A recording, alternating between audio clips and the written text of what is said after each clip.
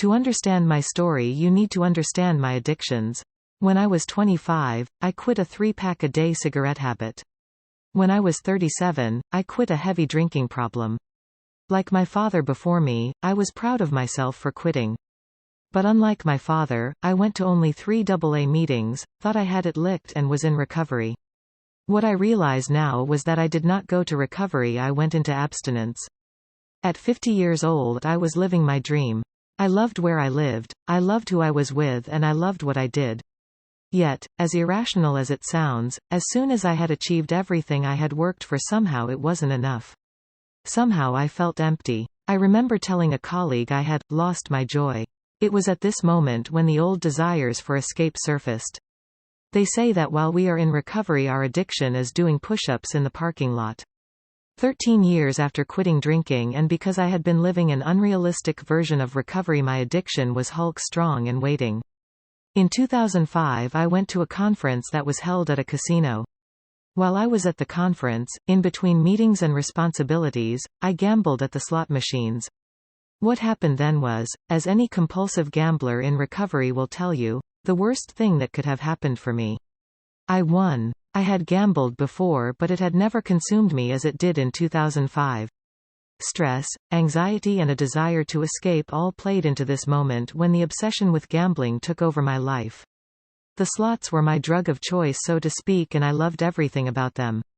When I got back to Massachusetts, I obsessed over the machine I had been playing and won on.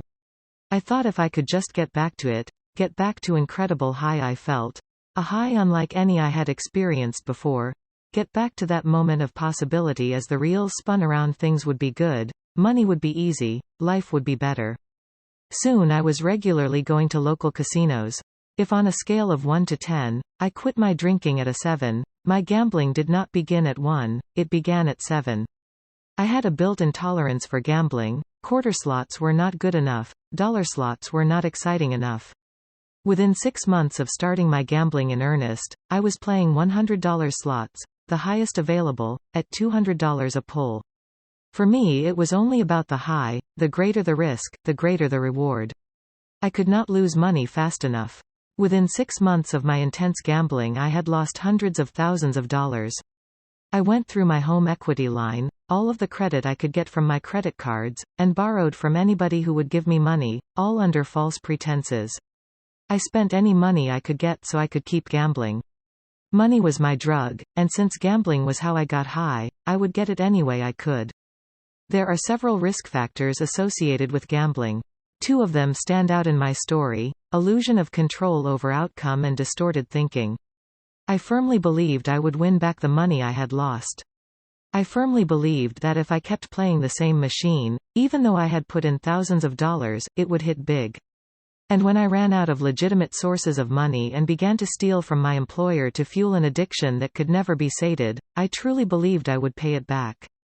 Distorted thinking kept me from knowing what I, as an intelligent person, should have known: that I wasn't doing this for any reason other than the adrenaline rush. On a scale of 1 to 100, gambling is always 100 to me. Everything else, every other good experience, will always be less.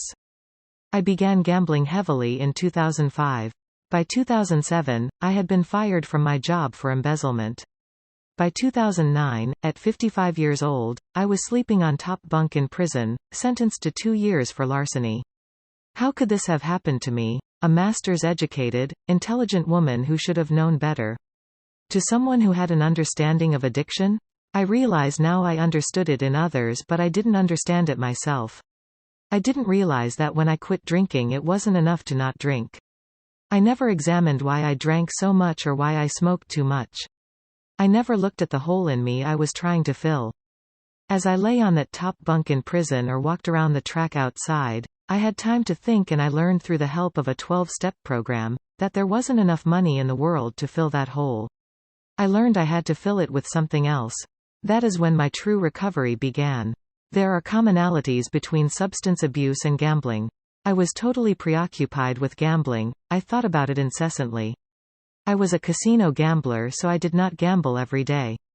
On the days I could not get to the casino, I obsessed about when I was going to go next. How I would get there, how I could to get enough money, and what lies I was going to tell to explain my absence from home. I had intense cravings to gamble. The days that I woke up knowing I was going to the casino were wonderful days. They were like Christmas morning. My palms literally itched with anticipation knowing I would soon be sitting in front of a slot machine.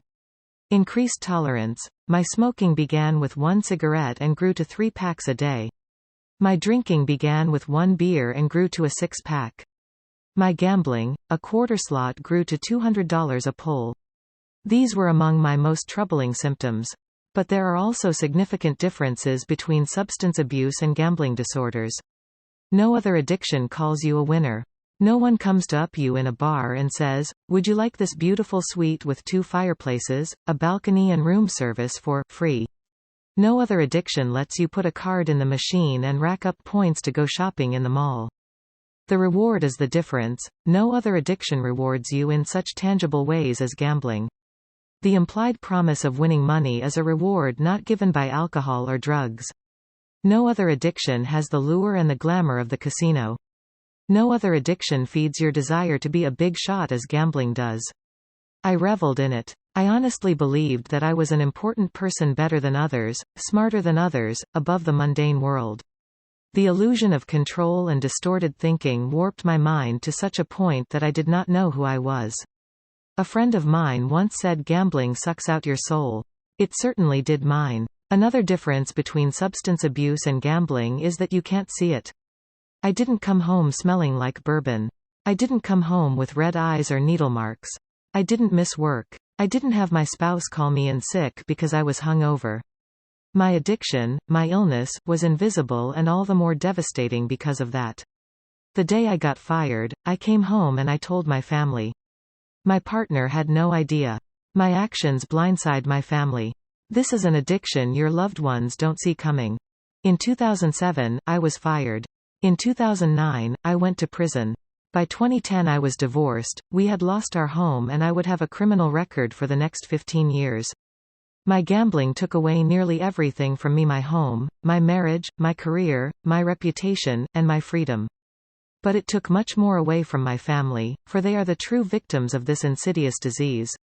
I have been fortunate since I was released from prison. Because I am an optimist, I knew that if I kept putting one foot in front of the other I could move towards a better life. I would get there, but it began with my recognition that true recovery was essential. Money could not fill up that hole inside of me. More things would not fill up that hole. Only the belief in myself as an honest, spiritual person could begin to heal the empty space within me. I work every day to be in recovery. For someone who always wanted to take the easy way, it is hard work. But it is not as hard as being fired. Being divorced, losing my home, being incarcerated, those things are harder. I think the best film, the one that most reflects at least my story, is Owning Mahoney. If you want to understand gambling disorders, look at the DSM-5 criteria and watch that film. Watch the main character, played by Philip Seymour Hoffman, go through every single one of those criteria. I am an extreme case. Because of my previous addictions, I experienced the devastating effects of this disease quickly. I did not just meet 4 of the DSM-5 criteria, I met all 9. In my 12-step program I don't answer yes to 7 of the 20 questions that are asked. I answer yes to all of them. But there are many who may not be that far along the path to extreme destruction. For those who may think that gambling is not as harmful as drugs or alcohol, you are wrong. It destroys families, it destroys lives, and it can lead to prison, insanity or death as surely as any other addiction. I am fortunate I have survived. I did not do it alone. One-on-one counseling, peer support through a 12-step program, friends and family who did not give up on me, and the burning desire to get better combined with the belief that I could, got me through the most difficult times of my life. I have managed to get my life back. I have a purposeful career which I never thought was possible. I have a good relationship with my family again. I appreciate every day and give thanks that I am no longer controlled by gambling. Jodie Nealley is currently working as the Intervention and Recovery Support Coordinator at the Massachusetts Council on Compulsive Gambling. She speaks frequently to organizations about her experience and conducts trainings on understanding gambling disorders. She received her MS from Indiana University and a certificate in addiction counseling from UMass, Boston in 2012. She has been in recovery from gambling disorder for 6 years and in recovery from alcohol for 22 years. What do you guys and gals think of Jodie Nealley? I personally would pat her on the back for being such a strong individual. If you were her, what would you have done?